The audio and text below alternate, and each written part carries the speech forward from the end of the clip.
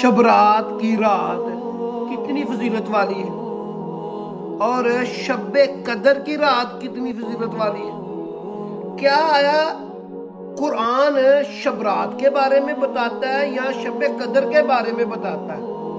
حدیث میں شب رات کی کیا اہمیت ہے اور شب قدر کی کیا اہمیت ہے؟ جو چیز یا عمل قرآن اور حدیث سے ثابت نہ ہو وہ بدعت ہوتا ہے، اس کے اختیار کرنے کا آپ کو نقصان ہوتا ہے، اس کا ثواب نہیں ہوتا۔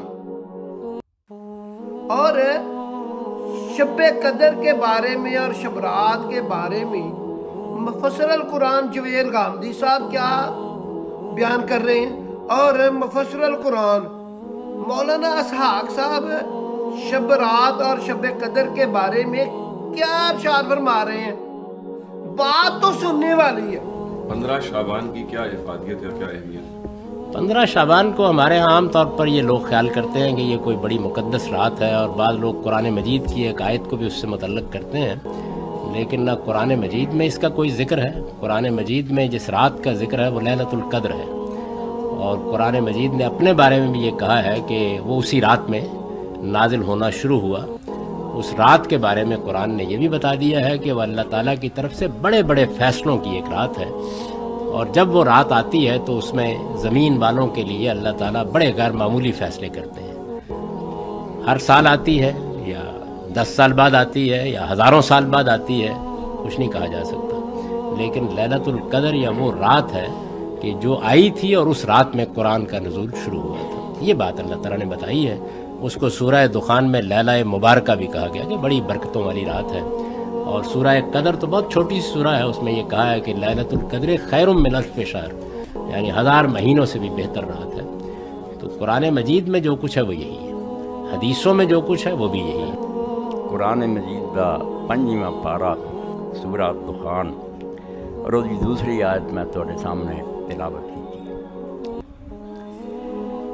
اس تلاوت کی غرض ہے کہ اس آیت پاک نال کل پرسوں بڑا ظلم ہونا، انتہا درجے کا ظلم ہونا، بے اخبار کذب نال تے افتراء نال جھوٹ نہ پرے ہونے کہ برکت والی رات ہے جڑی شعبان دی 15ویں شب برات، اے لیلۃ مبارکہ کہ اللہ پاک فرماتے ہم نے قرآن مجید کو برکت والی رات میں نازل کیا۔ تو برکت والی رات میرے بھراؤ انہوں نے بنا کر دی شعبان دی 15ویں رات شب برات، اور یہ اندر اور جو بدماشیاں تو بکری گل ہے، آتش بازیاں اور شرارتاں انہوں کا خیر دین نہ تعلق نہیں، مگر دین دے نام تے بھی بڑا انہوں نے فرار اور جال سازی کا کام جڑا شروع کر دیا۔ اس رات جڑے نہ مردے سال پر وہ لکھے جاندے کہ نہ مرنا ہے، اینا پیدا ہونا ہے، رزق بجٹ بنتا بڑا علماء پھر گلے پھاڑ پھاڑ کے بجٹ تقسیم ہوتا ہے اس دن، اس تو زور لاؤ تے عبادت کرو، یعنی ایک سراسر جھوٹ جڑا ہے انہوں دین دے نام تے پھیلایا جاتا۔ ہر صفحے دے صفحے ہونے حدیثاں کہ رسول کریم علیہ السلام نے فرمایا تد میں نے پڑھیا، ورنہ تو کوئی نہیں ہے۔ لیلۃ مبارکہ شب برات دی بجائے شب قدر، رمضان شریف کے اندر جی لیلۃ القدر ہے، جدو قرآن مجید نے دوسری جگہ کھول کے بیان کر دیتا کہ انا انزلنا فی لیلۃ القدر، تشریح تو کر دیتی کہ برکت والی رات کیڑی لیلۃ القدر، یہ بھی دس دیتا وہ کدوں شہر و رمضان الذی انزل فیہ القرآن، رمضان شریف کا مہینہ سی جدو قرآن اترنا شروع ہوا، اس تو مہینہ رمضان لیلۃ القدر قرآن وضاحت کرتا، مگر یہ بعد نہیں آئے، آندے نہیں یہ رات جڑی نا لیلۃ مبارکہ یہ شب برات ہی ہے، بالکل۔ اس تو امام ابن کثیر رحمۃ اللہ علیہ اپنی تفسیر فرماتے کہ جنہاں لوگوں نے تو مراد شعبان کی 15 لئی ہے، فقط ابد النجا، بہت بےہودہ بات کی غلط گل کہی ہے جدا کوئی سر پیر نہیں، نہ ہے کوئی گل ہے، جھوٹی گل۔ مفسر القرآن جویر غامدی صاحب اور مفسر القرآن مولانا اسحاق صاحب بیان یہ کر رہی ہیں کہ شب رات کے بارے میں کوئی وضاحت نہیں ہے۔ شب رات عام راتوں جیسی رات ہے اور عام دنوں جیسا دن ہے، جو جس رات کو غیر معمولی فیصلے ہوتے ہیں، احکامات جاری کیے جاتے ہیں، اور اس رات کی بہت زیادہ فضیلت ہے اور عبادت کرنے کی بھی بہت زیادہ فضیلت ہے۔ وہ کہہ رہے ہیں کہ وہ قرآن میں بتا دیا گیا ہے وہ شب قدر کی رات ہے۔ 1 ماہ بعد رمضان شروع ہونے والا ہے، رمضان کے آخری 10 راتوں میں شب قدر کو تلاش کیجئے، اور شب قدر میں اپنی بخشش کی دعا مانگیے، اپنے لیے، اپنے کاروبار کے لیے، اپنی اولاد کی صحت اور زندگی کے لیے دعائیں مانگیے، اپنی لیے جنت میں گھر مانگیے۔ جو آپ دعائیں مانگیں گی وہ قبول ہوں گی۔ وہ شب رات نہیں ہے، وہ رات قرآن اور حدیث کی روشنی میں، وہ رات جو ہے وہ ہے شب قدر کی رات، اور وہ رمضان میں آتی ہے۔